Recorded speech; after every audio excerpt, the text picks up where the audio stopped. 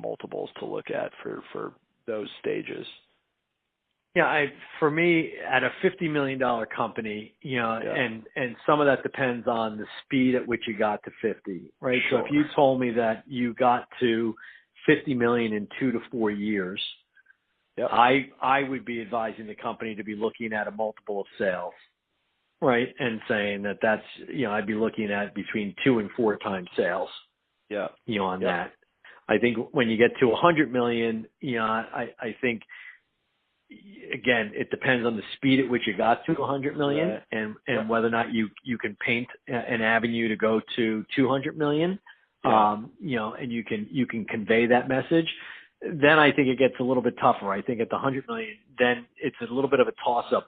Are you doing that on a multiple of your EBITDA, or are you doing that on a multiple of your sales? If you can do it on sales, I think there maybe you're 2 to 3 times, maybe 1.5 to 3 times on sales. And I think if you're doing it on a multiple of the EBITDA, I think you can range anywhere from 6 to 12 times, on EBITDA. Again, it depends. If you have a good story about growth, you're going to position it from a growth perspective. If you have a good story about sustaining the business, being able to self-fund it, et cetera, and therefore, this investment's to take it to a whole nother level, versus just a more controlled, then I think it's a little different conversation. Yeah, that makes sense. Okay, perfect. The last thing I'll ask is there anything else we need to be focusing on as we continue to do our diligence here?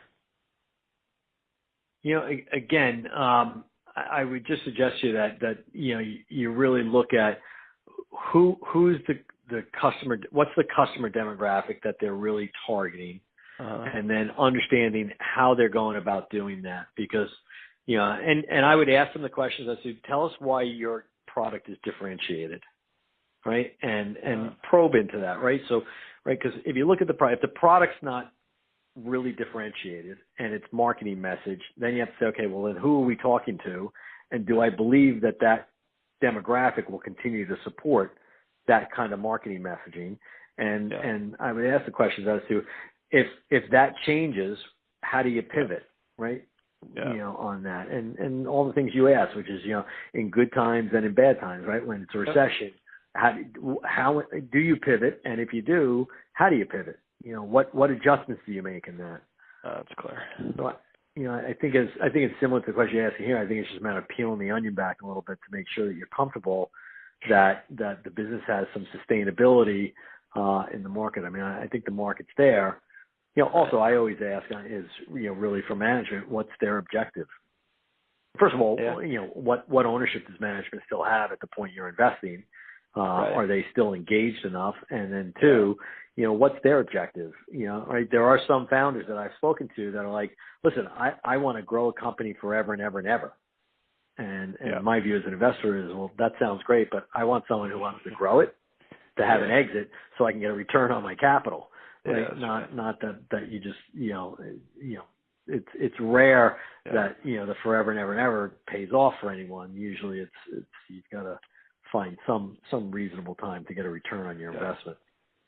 Yep, that is clear. Rich, this was extremely educational and really helpful as we shape our thinking here in the early to middle stages of this diligence process. I would guess that we're going to reach back out to you given your knowledge in this space and also the quality of our discussion here. So I really appreciate you taking the time answering our questions candidly. As Yash alluded to at the beginning, we do keep everything confidential, so thank you for sharing openly with us. And what we may do at the next stage is share what company we're looking at and maybe dive deeper into that brand. Sure. I'm happy to help. Yep. Yeah. So thank you. And I wish you the best of luck. And we'll probably talk to you in the next, maybe 2 to 3 weeks. And we'll reach out through the traditional GLG channel.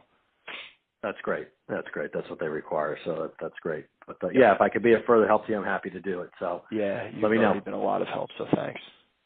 Good. All right, Jeff. Good luck with everything. Appreciate it. Talk soon. Bye. Bye-bye.